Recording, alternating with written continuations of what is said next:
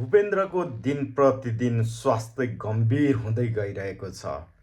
यो अवस्थामा भुन्टीलाई पर्नोपिर परिरहेको छ। तर भुन्टीकी जेठानीले भुन्टीलाई देखिसकेकी छैनन्।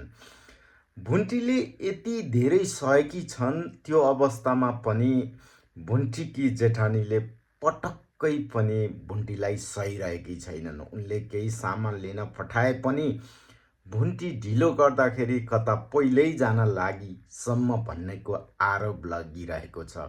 उनले आरोप मात्र लगाइनन्, यहाँ काम सघाई तेरो बुढोलाई तैँले स्याहार सम्भार गर्नु पर्दैन सम्म भनिन्।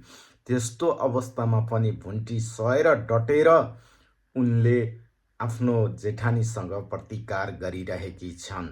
यता जेठाजु धन्न कुरा बुझ्ने रहेछन्, उता भूमिकाले पनि यो भुन्टीले नै गर्दाखेरि दाइको अवस्था यस्तो भएको हो, भूपेन्द्रको अवस्था यो अवस्था भएको सबै जिम्मेवारी भुन्टीले नै लिनुपर्छ भनेर आरोप लगाइरहेकी छन्। यस्तो अवस्थामा पनि आरोप लगाउने भूमिकालाई तपाईहरू के भन्नुहुन्छ?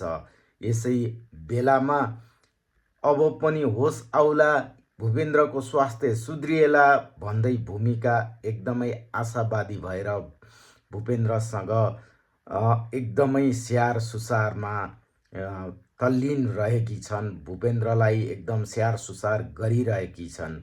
तर यो अवस्थामा जेठानीको अवस्था भने फरक छ, व्यवहार भने फरक छ। यो फरक व्यवहारलाई तपाईहरूले के भन्नुहुन्छ?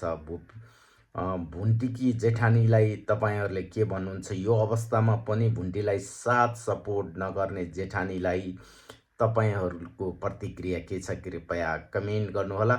फेरि तपाईँहरूलाई अर्को अपडेटका साथ उपस्थित हुनेछौँ दर्शकवृन्द। अहिलेलाई